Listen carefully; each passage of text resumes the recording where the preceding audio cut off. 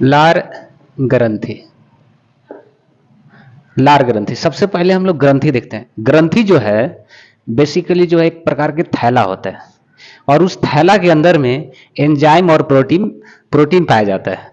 तो हम लोग यहां देखेंगे कि ग्रंथि जो है, इस ग्रंथि में या तो एंजाइम होगा या तो प्रोटीन होगा इसके अंदर में, ग्रंथि के अंदर में। अब देखिएगा जो लार ग्रंथि जो है एक प्रकार से एक्सोक्राइन ग्रंथि है, या इसी को हम लोग बोलते हैं बहिर्स्रावी ग्रंथि। बहिर्स्रावी ग्रंथि क्या होता है? बहिर्स्रावी ग्रंथि, तो आप इसमें देखिएगा कि बहिर्स्रावी ग्रंथि में जो है ये जो है ब्लड से जुड़ा नहीं होगा, और इसके लिए क्या होता है अलग से वाहिनिका होता है। बहिस्रावी ग्रंथि ब्लड से जुड़ा हुआ नहीं होता है, और एक होता है अंतःस्रावी ग्रंथि जो ब्लड से जुड़ा होता है।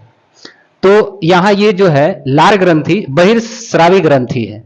लार ग्रंथि कहां से निकलता है? तो मुख से निकलता है, मुख से ये आता है लार ग्रंथि। लार ग्रंथि तीन टाइप के होंगे।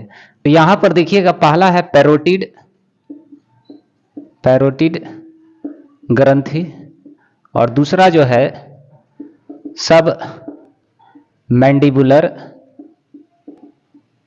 और तीसरा जो है सब लिंगुअल। तीन टाइप का पैरोटिड, सब मैंडिबुलर और सब लिंगुअल होता है। इसमें देखिएगा पहला जो है पैरोटिड ग्रंथि। पैरोटिड ग्रंथि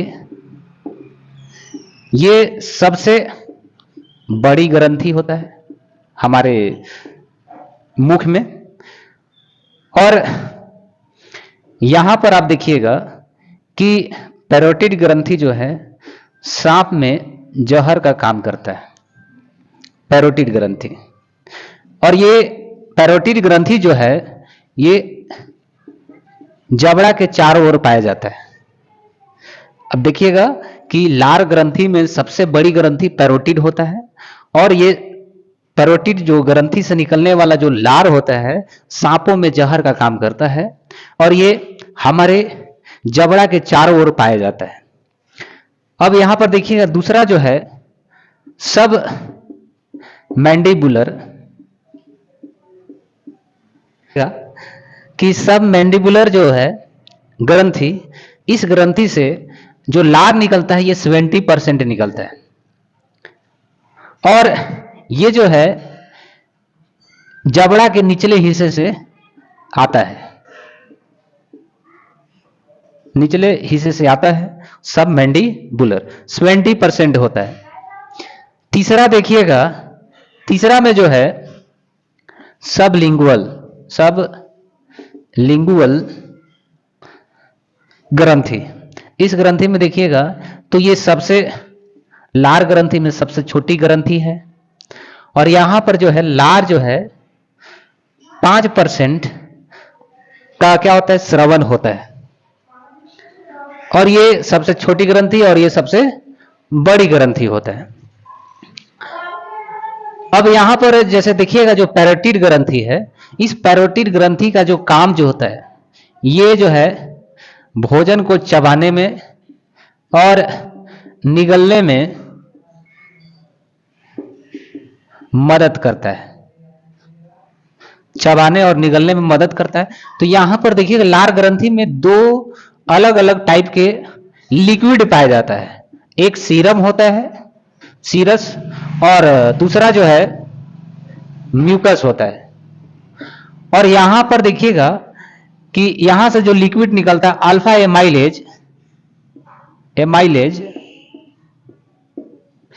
जो एक प्रकार का प्रोटीन का ही रूप होता है, और म्यूकस से म्यूलिन निकलता है, म्यूलिन। यहां पर देखिएगा ये जो है ये भी प्रोटीन का ही रूप है, चाहे वो सीरस हो चाहे म्यूकस हो। सीरस अल्फा एमाइलेज प्रोटीन का रूप और म्यूलिन प्रोटीन का एक रूप होता है। ये इसमें से लार ग्रंथि से आता है, और ये क्या करता है, भोजन को पचाने का काम करता है। आगे देखिएगा तो यहां पर देखिएगा कि लार ग्रंथि में कौन कौन से अलग अलग एंजाइम निकलते हैं और उनका कार्य क्या होता है। तो लार ग्रंथि में देखिएगा तो सबसे पहला है आइसोजाइम। एंजाइम जो है बाहर आता है और ये जो है कीटाणुओं का मारने का काम करता है। लाइसोजाइम एंजाइम ये किसको मारता है, कीटाणुओं का मारने का काम करता है। और ज्यादातर जो है लाइसोजाइम जो है आंखों में पाया जाता है। इसके अलावे लार ग्रंथि में भी लाइसोजाइम होता है जो कीटाणुओं का मारने का काम करता है। दूसरा देखिएगा इसमें टॉयलिन, तीसरा जो है डायस्टेज। ये दोनों का जो काम है स्टार्च का पाचन करना। क्या होता है स्टार्च, तो जो अनाज है, अनाज के जो बाहरी जो परत है उसको स्टार्च बोला जाता है। उसका पाचन करने के लिए टॉयलिन और डायस्टेज एंजाइम काम करता है। चौथा जो है म्यूलिन।